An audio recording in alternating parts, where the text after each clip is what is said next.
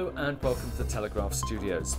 I'm Alistair Greener and today we're talking about how the UK pension changes are affecting those people who live abroad. And joining me is Mark Kiernan from Boal Co, who's an expert in the area.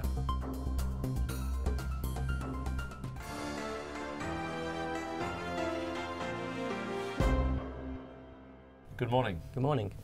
Now, we hear a lot about the changes in UK pension law and how that affects everyone here. We don't hear much about what's happening to people living abroad, or expatriates or expats as we know them. Okay, so the first thing is it's not just British expatriates. It's also those people who have lived and worked in the UK and returned to their home country. So, for example, doctors, nurses would be the typical example. And in terms of planning for this eventuality, it's important that you start to plan early so that you can get a successful outcome in relation to lower taxes, etc. long term. If you don't plan early, then we're looking at potential tax disaster ultimately. What about some of the other specific issues that affect them? Let's take an example. A couple of years ago, we had a client called Jonathan approach us. He was a Hong Kong resident, aged 45 at the time, and a pension pot in the UK of around £500,000. His criteria was to look to minimise his taxes going forward, and from that perspective, he was looking at income tax, death planning taxes, and the size of his pot going forward and the lifetime allowance in the UK.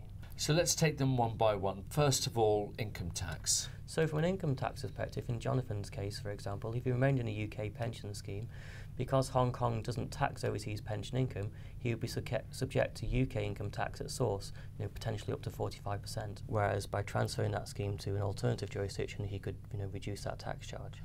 And taxation on death? And tax on death, if he remained in a UK scheme, then he would be subject to tax on death on a lump sum distribution of 45% if he died after the age of 75. And finally, the pension pot. So from a pension pot perspective, our key concern there is a lifetime allowance. In the UK, that has been reducing both in real and actual terms now, and so we need to really consider how we best plan for that. Obviously, Jonathan had 20 years to retirement. His pension fund was worth around £500,000. So from that perspective, if Jonathan did the transfer now to an overseas pension scheme, he would benefit by the test against the lifetime allowance being done now, and therefore any tax charges which may be associated at longer term would be significantly reduced, if not eliminated totally. One of the most commonly discussed topics regarding pensions is freedom and choice that we're given, so we have more control over our pensions. Is that freedom of choice still available to people who move their pensions abroad? Well, it's interesting the UK has really gone first on this, and I think we know it's very much a watch and brief from the rest of the world to see whether they follow suit as well. In an example of Jonathan, he's just got to keep a watch and brief to see whether changes in his jurisdiction apply, so that he can also do the same flexible access as he could for UK schemes.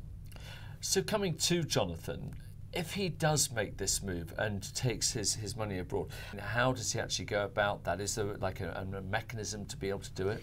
The UK government introduced what we call QROPS, which is Qualifying Recognised Overseas Pension Schemes, and through that mechanism, effectively, an individual who lived overseas could transfer their UK benefits to another jurisdiction without tax consequence at the time of transfer. Tell me a little bit more about QROPS, and also how does somebody go about finding one?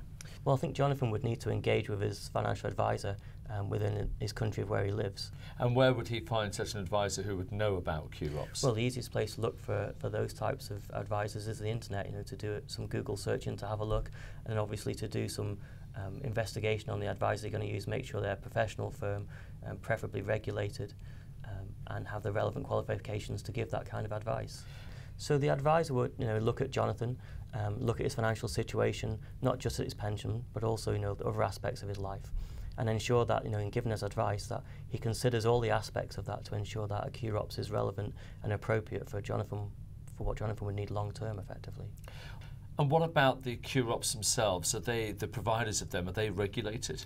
I don't think that necessarily all the schemes themselves are regulated, but certainly the people who operate the schemes, the trustees, they are generally regulated by a financial services type organisation.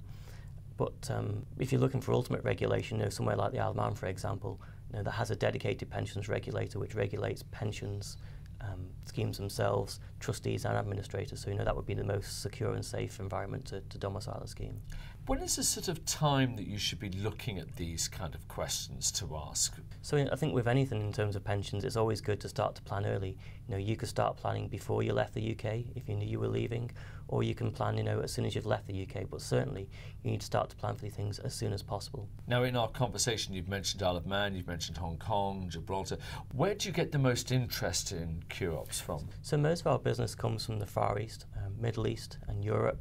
I think we've members in probably 60 countries around the world. So, it's a global business.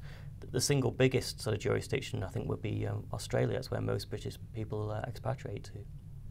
Well, you've given a lot of food for thought there for expats to think about. Mark Kinnan, thank you very much indeed. Thank you.